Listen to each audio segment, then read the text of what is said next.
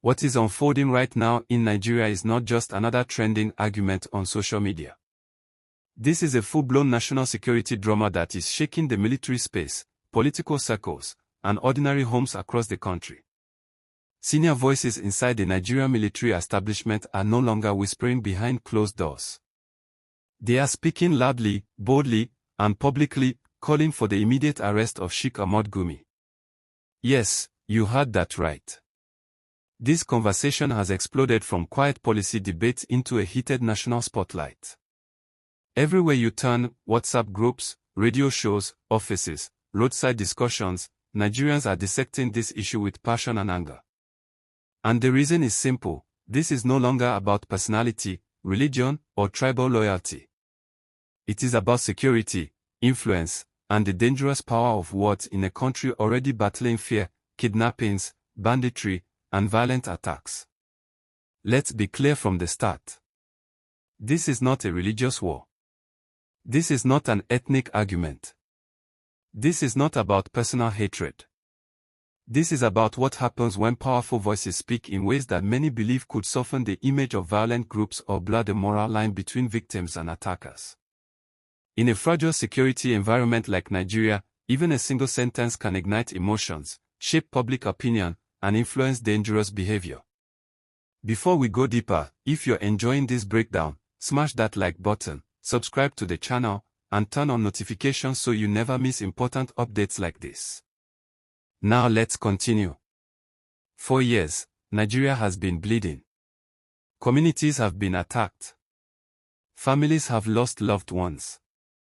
Soldiers have paid with their lives. Billions have been spent on security operations. Entire regions have lived under constant fear. So when anyone with a public platform appears to show sympathy, understanding, or justification for armed groups, even indirectly, it touches a raw nerve among those on the front lines of this war. According to several military voices, the problem is not that Sheikh Gumi speaks publicly. The problem is what he says and how often he says it.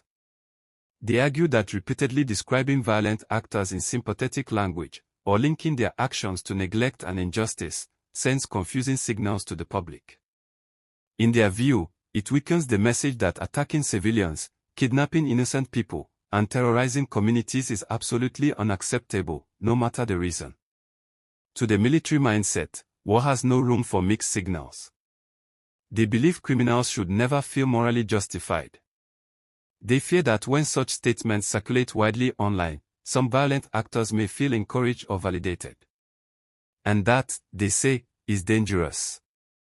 Please don't forget to like and subscribe. This story is still evolving and you'll want to stay ahead of the curve. But here's where the story gets even more complicated. There is another powerful camp in this debate. Supporters of Sheikh Ahmad Gumi insist that he is not promoting violence in any form.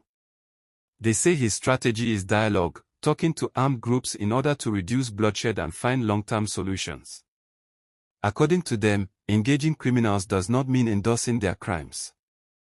They argue that negotiation can save lives, open communication channels, and reduce future attacks. And this is where Nigeria splits sharply into two schools of thought. One side says, you don't negotiate with violence. You crush it. The other side says, you don't end violence without understanding why it exists. Both sides claim to want peace. But their methods couldn't be more different. Military supporters pushing for arrest strongly believe that once violence is justified in words, even subtly, it becomes harder to control. In their eyes, this is a slippery slope that weakens national resolve. Meanwhile, dialogue supporters argue that military force alone has not ended insecurity after many years, so alternative approaches must be explored. Now Nigerians are asking the big question: why is this demand becoming louder right now? Several factors are fueling the fire. Attacks continue despite heavy security deployments. Public frustration is boiling over. Citizens want accountability. People are tired of feeling unsafe. And many believe influential figures should be held to the same legal standards as ordinary citizens. There is also a legal dimension that cannot be ignored. Nigeria has laws governing public speech, national security, and actions that may indirectly promote violence. Those calling for action believe authorities must examine whether any legal boundaries have been crossed. They argue that if ordinary citizens can be questioned for certain statements, then powerful figures should not enjoy immunity. However, critics warn that arresting a religious figure over speech could trigger backlash, religious tension, and freedom of expression concerns. They caution that mishandling this could deepen division instead of strengthening unity. That's why this situation is extremely sensitive. If the government acts, some Nigerians will applaud it as a bold stand for national security. If the government does nothing, others will interpret it as weakness or selective justice. Either way, the decision will send a powerful signal to the nation. Drop your thoughts in the comments and don't forget to like and subscribe. Your voice matters in this conversation. Another major issue driving this debate is influence. In today's Nigeria, public figures command massive audiences. A single statement can spread to millions in minutes. Military supporters argue that influence must come with responsibility. Words carry weight, especially when people are desperate, angry, or fearful. On the other hand, supporters of dialogue warn that silencing voices could limit creative problem-solving and deepen mistrust in government. They argue that insecurity is rooted in poverty, injustice, lack of development, and governance failures, and that these conversations must happen openly. This clash of ideologies is what makes this story so intense. Meanwhile, social media is on fire. Clips are circulating. Quotes are being pulled out of context. Emotions are running high. Some Nigerians are defending Sheikh Gumi fiercely. Others are demanding immediate action. In the middle of the noise, ordinary citizens are trying to separate facts from propaganda. There's also the emotional side that many people forget. Families who have lost loved ones to violence feel deeply hurt when they hear anything that sounds like sympathy for criminals. For them, this is not politics, it is pain. Meanwhile, peace advocates believe refusing dialogue may prolong suffering and bloodshed. This emotional tug-of-war is why the issue refuses to cool down. Zooming out, this controversy highlights a much bigger national struggle. How does Nigeria balance security with freedom of expression?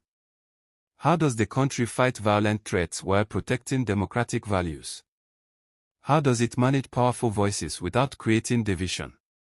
Many experts believe whatever decision comes next will set a precedent for years to come.